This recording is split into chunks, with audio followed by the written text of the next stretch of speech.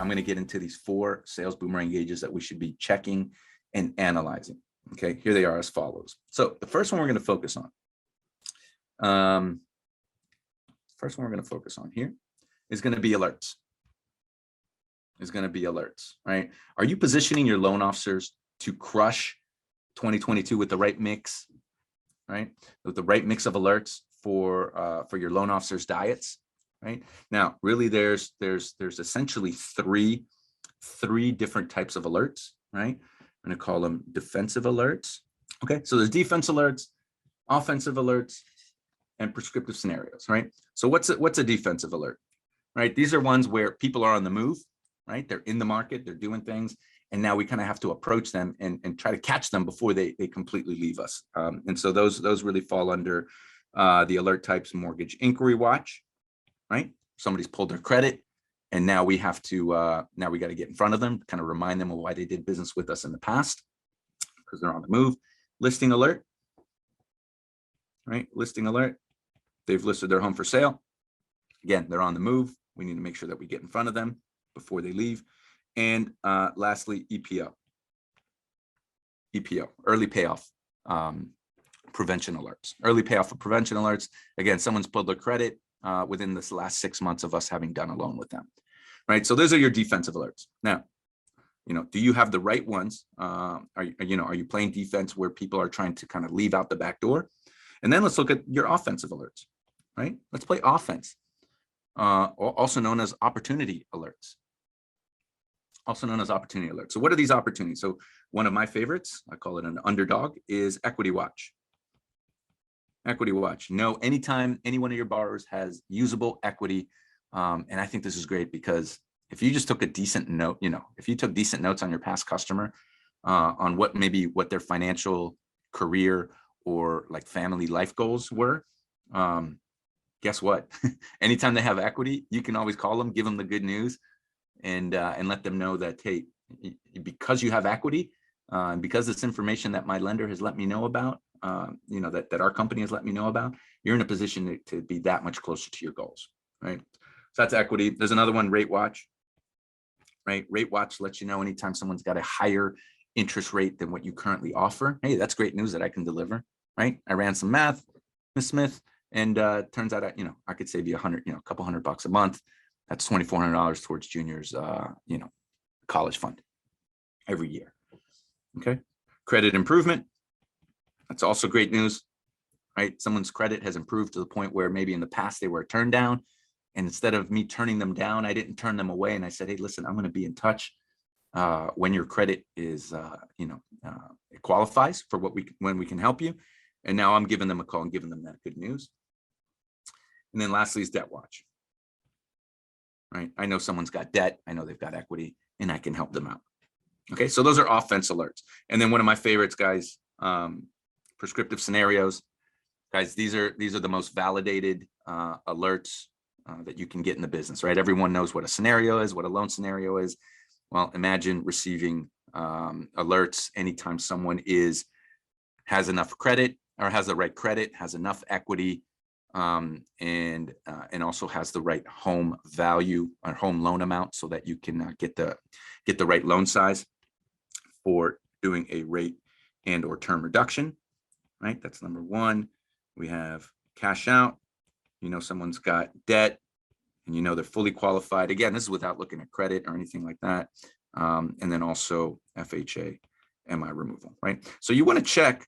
Obviously, this is a no-brainer, right? Hey, we can remove that pesky $123 line item every single month. But the bottom line is that when we're looking at alerts, right? When we're looking at this alert section, is that you always want to be thinking about, am I in alignment with what my loan officers need right now and where the market is, right? And so always be checking those, because this could change. This could change when you first start. You might only start with 1 or 2 or 3. It doesn't mean that you might have everything and that you'll keep everything, but the bottom line is that you want to have somebody to help you out with this, right? So let's move on to the next dial, right? This next gauge that we're going to look at. And the next one that we're going to talk about is records. We're going to talk about records.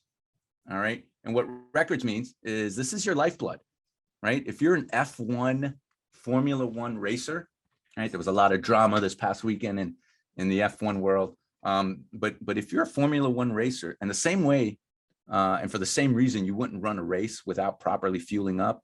You wouldn't start a race with only a quarter tank of gas, right?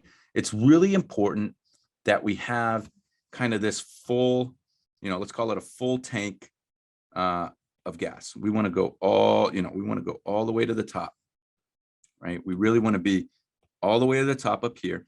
And what starts to happen is if you don't, right? If you enter a race with only a quarter tank, you're not going to get that far, right? So it's really important to always have a full tank if you're in it for the long haul. And really there's two types of fuel. There's two types of fuel. Number one is going to be your past customers, also known as, right, previously funded deals. And number two is your past and current prospects. Your past and your current prospects. Okay. Minimum, and I mean a minimum of 3% of your database is on the move every single month. So remember over here, I talked about in the alert section, right? There's defense, there's people that are on the move. Minimum 3% of your database is on the move every single month. So over a year, right? So 3% times 12 over a year, we're looking at approximately 36% of your clients and prospects could leave you without you even having a clue. So the question all of a sudden doesn't become if you're not filling your tank, the question becomes, how much business are you okay with losing? Okay, so if you've ever had a loan loss report, built out for you by Sales Boomerang, we do that, right? We show you, and I know there's a fee for that, but a loan loss report is super valuable because it can literally show you everyone that's in your database. We run that report for you, and we can let you know who has actually left your database, who is no longer, they might be in your database, but who's actually funded business elsewhere that you thought was in your database, right? And we can look at that number, and usually it's a staggering amount. It's shocking to most people, but anyway, that's something to keep in mind, right? Because if you're okay with losing that, then here's the deal: then you don't have to worry about putting these records into your database, right? Into our record management.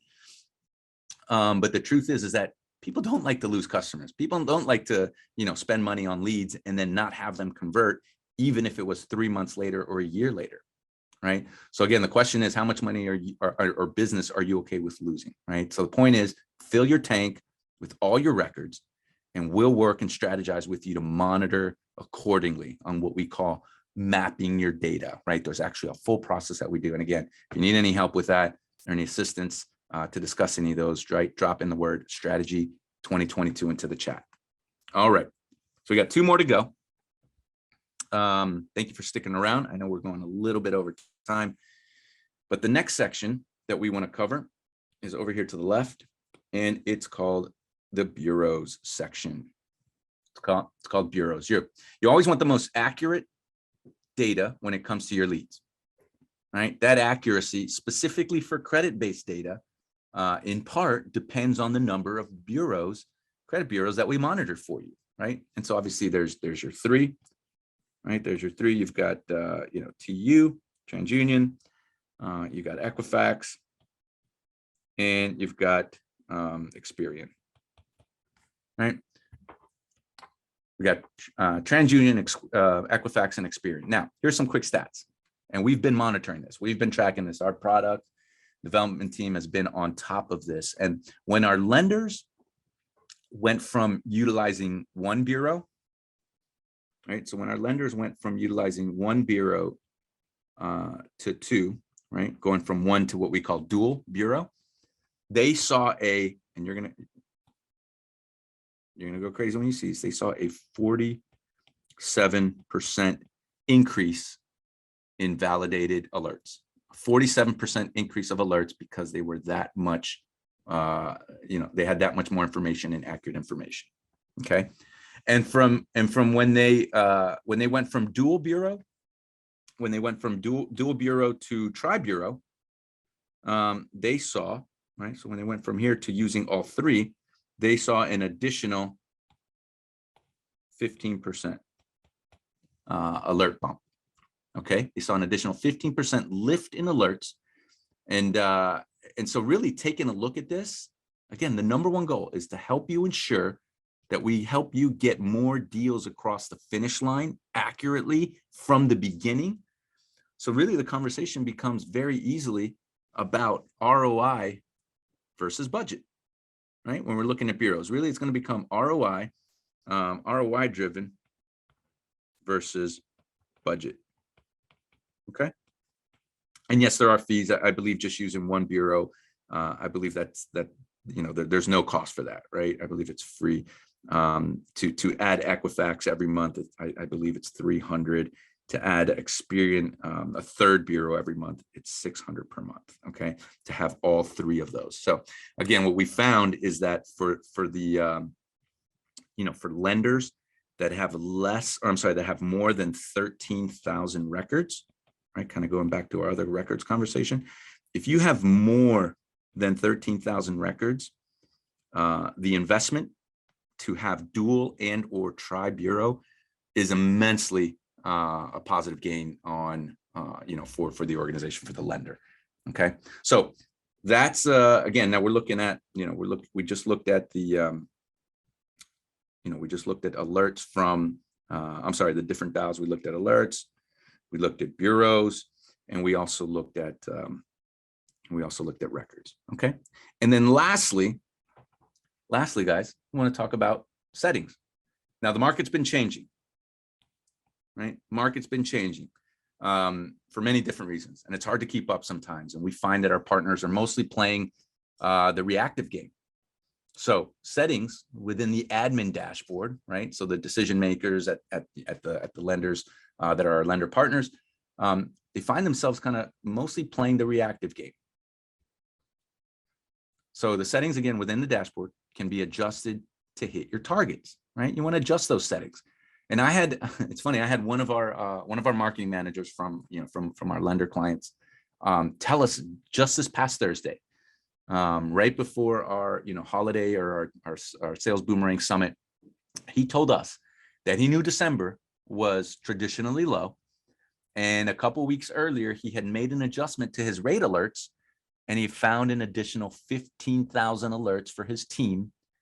And because of this, right, because of making this one change, he found an additional 15,000 alerts. And those are opportunities that's going to lead to his team having clients by Christmas. Okay. So the main areas that you're going to be able to make alert settings and adjustments to. Number one is going to be the rate. Okay. There was one right there that was made. Second one is going to be equity. Equity. Clients with, if you have more or less equity, what we call sensitivity, right? If you're willing to open up your equity funnel and allow somebody with more or less equity, depending on what you're looking for, you can actually start to open these up and really put yourself in a position where you're not waiting on opportunities to come in the front door, right? You're actually creating them, right? You're actually creating the future there. Next one, credit. Okay. Again, for product, right? For your mortgage products and your FICO sensitivity, it's really going to be determined on how much of these you can open up, right? How much of these settings you're able to open up to allow for either, again, more or less alerts, right? Like, do I want more opportunities, or do I want kind of less opportunities but more targeted? That's going to be for you to find out, right? But when you turn the adjustments and you say, hey, I want less opportunities, what you're also discounting is, let's not forget the fact that we don't necessarily know what that person's scenario is, right? There's a lot of kind of emotional unknowns when we turn it down. So just keep that in mind. Obviously, a couple other settings that you can adjust are is debt, right? So when you're looking at like our cash out, prescriptive scenarios, and even the debt watch alerts, and then also number 5, home values, right? So again, you are able to lower those. So for example, one thing that we did, I'll just share back up here with equity. For those of you that are using equity alerts, or you're using FHA MI removal, one thing that we've seen is that some lenders, they want to get ahead of the game, and especially because of the amount of equity that Americans are now experiencing, still growing, even though 2022 is, targeted to be a lower equity growth year than obviously 2021. But what they're doing is they're setting their equity alerts to 82% instead of 80, or even 81% instead of 80, where you can remove a FHA MI at that point. They're doing it so they can get a little bit of a jump and not possibly lose that customer that might still even talk to somebody else prior to you calling them, right? Because that doesn't mean they're not getting junk mail from somebody else that says, hey, you might be close to removing MI or things like that. And so they're making that move, and they're getting additional alerts opportunities. So again, kind of going back, right? What did we look at here? We looked at these different alert types and alert settings. And the gauges were, again, the alerts, the records, the bureaus, and the settings. So the 3 mistakes to avoid: calling off the hunt too early to avoid losing new business now. Number 2, not adding value during the holiday season, right? To stay relevant when the time hits and to not lose current clients. And then lastly is not preloading January by taking a look at essentially this dashboard that we just went over, right? Again, the key is to preload 2022 now so that you can eliminate planning during opportunity time and bring the opportunities to your production team and keep the LOs fed and keep the revenue coming in. Again, follow these 4 gauges, ladies and gentlemen, at least quarterly. Check in on these every single quarter, and you will get to the promised land, right? So drop into the chat. What did you what did you learn? What did you love? Let us know. And also, if you have any questions, now would be the time to ask. So thank you, everyone, for joining us. If you've got any comments or anything that you'd like us to answer, any thoughts that you have about the 3 mistakes, about the loan officer's diet, about the dashboard of the different gauges that we looked at, please let me know. Thank you so much for tuning in. Make sure to set a strategy time. Drop the word strategy 2022 if you're watching this live, or if you're watching a recording of this, and me and my team will get in touch with you and have the discussions to make sure that you are lined up to win that race, to feed your LOs, and to make 2022 better than 2021. Thank you so much, everyone. Take care and be well.